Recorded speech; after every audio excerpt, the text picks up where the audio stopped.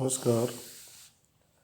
मैं Harvir Singh, assistant professor लोक प्रशासन। आज हम क्षेत्रीय एवं जिला प्रशासन के बारे में चर्चा करेंगे। राज्य प्रशासन के दायित्वों की संपूर्ति और जन कल्याण कार्यों की क्रियान्विति केवल सचिवालय स्थित नीति निर्माताओं के निर्देशों द्वारा ही संभव नहीं, बल्कि क्षेत्रीय तथा स्थानीय प्रशासनिक इकाइयों की स्थापना से ही ऐसा हो सकता है। प्रशासनिक इकाइयों तथा शक्तियों का विकेंद्रीकरण करना अनेक कारणों से आवश्यक हो जाता है, जिनमें भौगोलिक विशालता, लोकतंत्रीय अवधारणा तथा प्रशासनिक नियंत्रण एवं कुशलता प्रमुख है।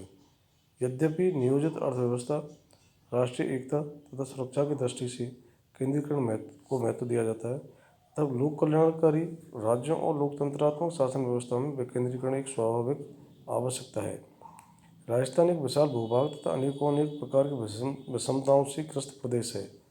ब्रिटिश शासकों के काल में भी राजस्थान स्थानीय रजवाड़ों या देसी रियासतों का अधीन था।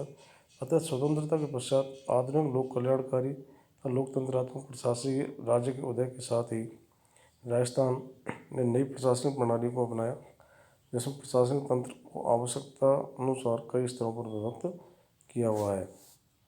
राज्य प्रशासन में शीर्ष स्तर पर सचिवालय स्थित विभिन्न विभाग हैं। तत्पश्चात विभाग की तकनीकी संस्थाएं अर्थात निदेशालय कार्यरत हैं। राजस्व मंडल पृथक से एक स्वतंत्र न्यायिक प्रशासनिक संस्था है। क्षेत्रीय स्तर पर राज्यों को 7 संभागों में बांटा गया। अधिकांश महत्वपूर्ण तथा बड़े विभागों के क्षेत्रीय कार्यालय प्रत्येक संभाग पर कार्यरत हैं। संभाग के पश्चात भारतीय प्रशासन की महत्वपूर्ण इकाई अर्थात जिला कार्यालय कार्यरत हैं। जिला स्तर पर अधिकांश विभागों में कार्यालय कार्यरत होते हैं, जिनके अधीन आंचलिक कार्यालय तथा कार्मिकगण पदासीन होते हैं। कतिपय कम महत्व वाले विभाग ऐसे भी हैं जिनके जिला स्तर से नीचे कार्यालय नहीं होते, जबकि शिक्षा, स्वास्थ्य, कृषि, सिंचाई, पशुपालन, राजस्व तथा उद्योग विभाग का आंतरिक प्रसार अधिक होता है। राजस्व एकत्रण, भूमि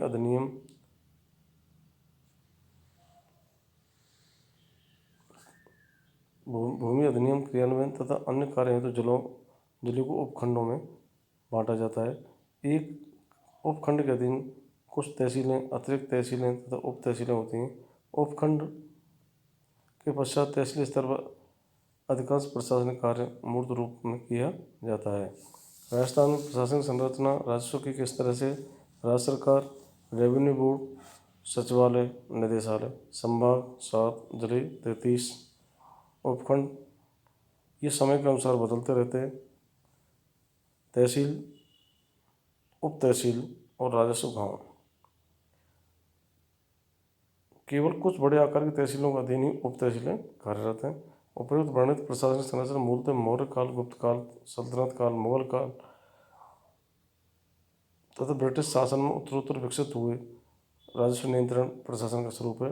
वर्तमान राजस्व प्रशासनिक संरचना शब्दावली जैसे पटवारी, कानूनगो, सरकार, तहसील, हुक्म, लगान, जमीन, बीघा तथा बिस्वा मुगल काल से प्रभावित है, जो ब्रिटिश काल में भी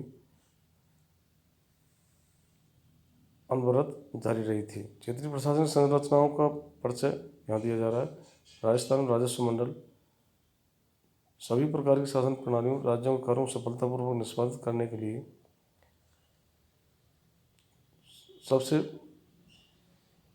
महत्वपूर्ण संसाधन रहा है। प्राचीन वस्तु विनिमय प्रणाली के स्थान पर मुद्रा विनिमय का प्रचलन होते ही समस्त आर्थिक क्रियाएं वित्त केंद्रित हो गई। राजशाही शासन व्यवस्था के युग में सर्वप्रथम राजस्व एकत्रण करने की प्रशासनिक प्रणाली का जन्म हुआ, क्योंकि बिना वित्त की कोई भी शासन व्यवस्था पंगु हो जाती है।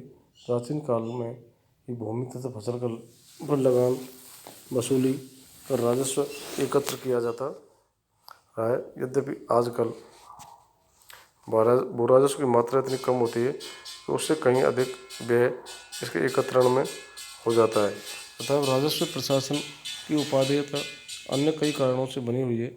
जमींदारी, जागीरदारी तथा बंधु मजदूरी से मुक्ति, हदबंदी तथा चकबंदी नियमों का क्रियान्वयन तथा भूमि विवादों को निपटारे के लिए राजस्व प्रशासन का सुदृढ़ ढांचा सदैव आवश्यक बना रहेगा।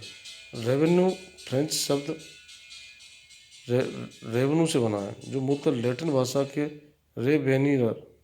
रेवेनिर से निकला है, जिसका आज से वापस आने से रेवेन्यू संपत्ति तथा निवेश से होने वाली आय से संबंधित है। सामान्यतः राजस्व का तात्पर्य प्राप्त होने वाली आय, आमदनी, शुल्क तथा कर से है, लेकिन यह राजस्व से आज से केवल भू राजस्व के संदर्भ में प्रस्तुत किया जा रहा है। राजस्थान में राजस्व प्रशासन का राजनीतिक नेतृत्व राजस्व मंत्री करता है। राजस्व मंडल के रूप में एक स्वतंत्र वैधानिक निकाय राजस्व प्रशासन तथा न्यायालय का कार्य करता है। 7 संभागीय आयुक्त, 33 जिला कलेक्टर कार्यालय, 314 तहसील कार्यालय तथा 289 उपखंड कार्यालय एवं हजारों गाँव में पदस्थापित पटवारी राजस्व प्रशासन को व्यवहारिक रूप से संचालित करते हैं। राज्य प्रशासन सर्वोच्च उपकरण राजस्व मंडल है, जो प्रशासनिक, न्यायिक, विधायी तथा नियंत्रण सहित संदर्भ का कार्य भी करता है। राजस्व मंडल जिला कलेक्टर्स द्वारा विभिन्न राजस्व न्यायालयों के नियमांतरण, वार्षिक राजस्व आंकड़े, पासबुकों का वितरण, भूमि आवंटन के अतिरिक्त भू राजस्व की वसूली तथा अन्य सार्वजनिक वसूलियाँ इत्यादि देखरेख भी करता है। राजस्व के क्षेत्र में राजस्व मंडल का निर्णय लगभग अंतिम ही होता है। राजस्व मंडल के अधीन न्यायालय के रूप में राजस्व अपील अधिकारी कार्य करता है, जो उपखंड अधिकारी तथा सहायक कलेक्टर द्वारा निर्णित दावों एवं प्रार्थना पत्रों की प्रथम अपील सुनता है। वह कलेक्टर्स, अतिरिक्त कलेक्टर एवं तहसीलदारों के विविध भू अभिलेखों संबंधित आदेशों की अपीलों की सुनवाई भी करता है। राजस्व अपील अधिकारी पूर्णतः राजस्व न्यायिक अधिकारी का पद होता है।